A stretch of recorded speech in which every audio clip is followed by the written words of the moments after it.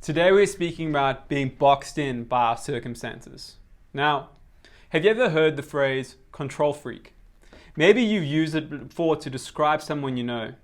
In a vulnerable moment, you might even admit that you act like one sometimes. When we find ourselves in difficult situations like we are in right now, with the national shutdown and coronavirus, it can make us feel like we've lost control.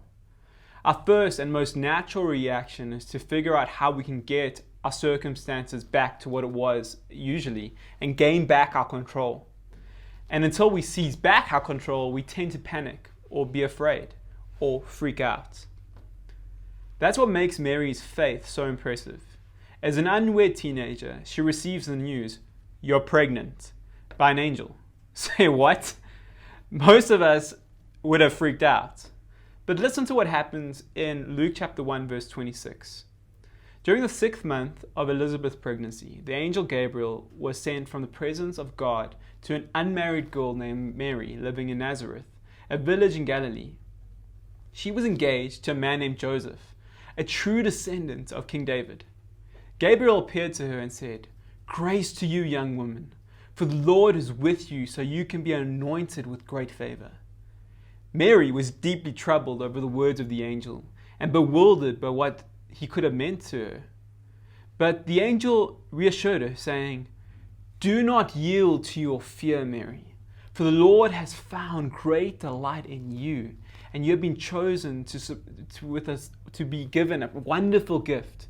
You will become pregnant with a baby boy, and you will name him Jesus. And he will be supreme over everything, and he will be known as the Son of the Highest. The Lord God will enthrone him as king on his ancestor David's throne. He will reign as king over Israel, and his reign will have no limits." And Mary said, "How can this happen? I'm still a virgin." And Gabriel answered, "The Spirit of holiness will fall upon you, and the Almighty God will spread his shadow of power over you in a cloud of glory. This is why the child born to you will be holy, and he will be called the Son of God. What's more, your aged aunt Elizabeth has become pregnant with a son.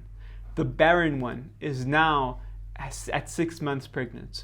No promise from God is empty of power, for nothing is impossible with God." Then Mary responded, saying, "This is amazing. I will be a mother of the Lord and his servant. I accept whatever he has for me. May everything you have told me come true and come to pass." Now, even though Mary might have been troubled by the dramatic change in her circumstances, she responds differently. Instead of looking to seize control, she surrenders it to the Lord and remembers that he is ultimately in control. When you feel boxed in by your circumstances, remember God's sovereignty.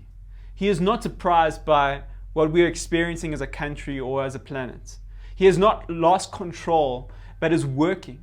He doesn't get locked down like we do. He continues to work. So surrender to him and turn your panic into praise. So here's a question for you today. What circumstances do you need to surrender over to the Lord? What praise can you express to God today? Enjoy your day. Hope it's great.